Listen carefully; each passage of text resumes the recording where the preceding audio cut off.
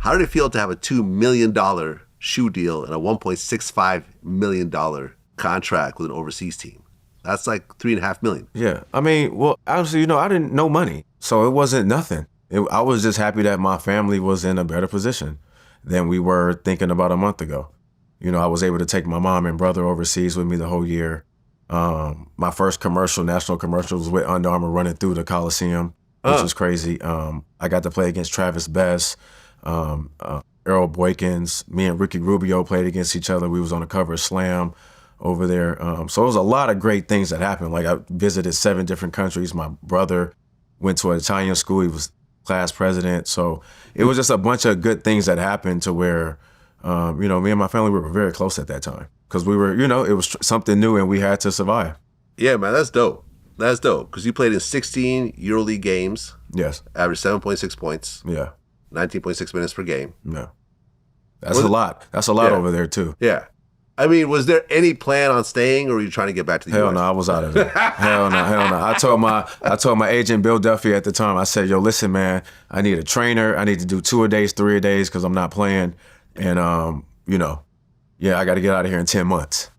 Right. So then 2009, the 2009 NBA draft, you get drafted 10th.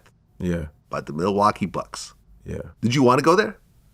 That wasn't where I wanted to go first. I wanted to go to the Knicks, but I ran my mouth too much during the workouts because I was calling out Ricky Rubio and I was saying why he wasn't a part of these workouts that we were going in. I thought I was going to get picked by the Knicks because the Knicks was it was my best workout during that time, and D'Antoni was the coach. But no, Milwaukee picked me at 10, and I feel like that was the best thing for me. Well, yeah, and the same draft class was Steph Curry, James Harden, DeMar DeRozan, who played with already. I mean, Ty Lawson, J. Rue Holiday, Blake Griffin. Yeah. I mean, it was a pretty tough class. Oh, no, it was crazy. What was your first NBA contract for, money-wise? I don't know, maybe 8-10 million. Okay. I think so. 8 to 10 million. Yeah, probably. So now you went from your original shoe deal, the original, Italy deal, to 4 or 5 times higher than that. Yeah. And you're 20 years old. Yeah. Did you start spending money at this point? Yeah, I bought my mama a house. Okay. I had a very modest car. My first car ever was a Ford Edge in Milwaukee, right? Ford Edge. Yeah, it was a Ford Edge because... You didn't even get a baby Benz or nothing? Nah, I was living in Milwaukee. So, the snow, the Midwest, they said, get something with snow tires, just get a truck and just make it through so I'm like, all right, let me just get something like whatever, like ain't nobody gonna know I'm in this. So I just had a Ford Edge at first. I mean, a new Ford Edge in 2025 is like $25,000. Yeah, I mean, back then it was probably like $15,000 or something? I don't know. Yeah, my GM at the time, John Hammond, he had one. He was like, man, just go on the Ford Edge. And, I think he had probably a deal with them. So he made me get a Ford Edge too. So I was like, all right, man, I'm going to get a Ford Edge. Okay. But you know how it is in these NBA locker rooms. People are, stuck with the Rolls Royces and everything else like that. I mean, did you feel a level of like, I got to keep up? No, because nobody had that in Milwaukee. Really? I think the nicest. Well, who was the superstar on that team? It was Andrew Bogut and it was Michael Redd at the time. Michael Redd had a Range Rover, then Bogut had the Porsche, but everybody else just had trucks and just to get through the weather. Okay. What was it like to finally be in the NBA after working on this half your life? Man, it was a great feeling. Like it was a relief.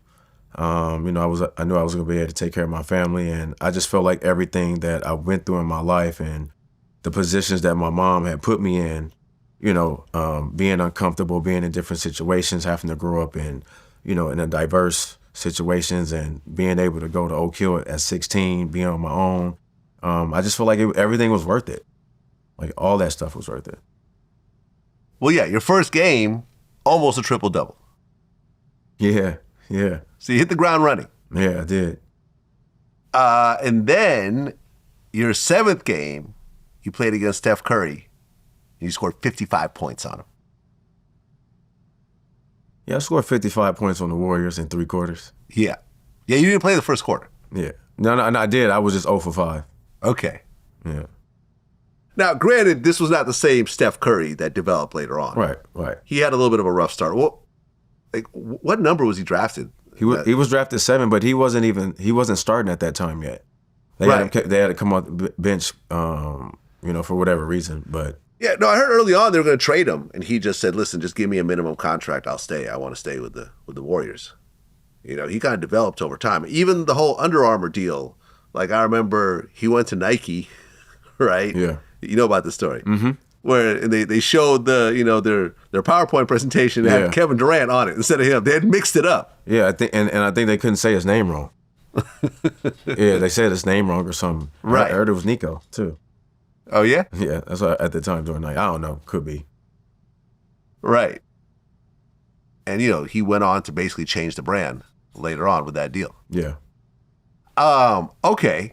So you're hitting the ground running. You actually broke the team record for the most points in a game by a rookie, which was originally set by Kareem Abdul-Jabbar in 1970. Yeah, I told Kareem, watch out. I know, right? Yeah, get out of here. You scored more than any rookie since Earl Monroe, scored 56 in 1968, the youngest player ever to score 55. Just behind LeBron, which was at 56 points in March 2005. How did it feel to really hit the NBA like the way you were hitting it? It just made me feel like everything that I did in Europe, working out extra, things that people didn't see, and just taking that risk was worth it. I was able to get with a coach like Scott Skiles at that time that I needed, because he held me accountable for a lot of things. And I do good under structure a lot. And Scott Skiles was very structured from the beginning of training camp and everything, because I wasn't supposed to start because Luke Ridnour was kicking my ass. Like, bro, he was really kicking my ass in practice because he heard about some stuff that I said about him. So I knew he kind of took it. He took it personal on me. But what'd you say about him? I was just like, this when me and Joe was doing something on Skype back in the day.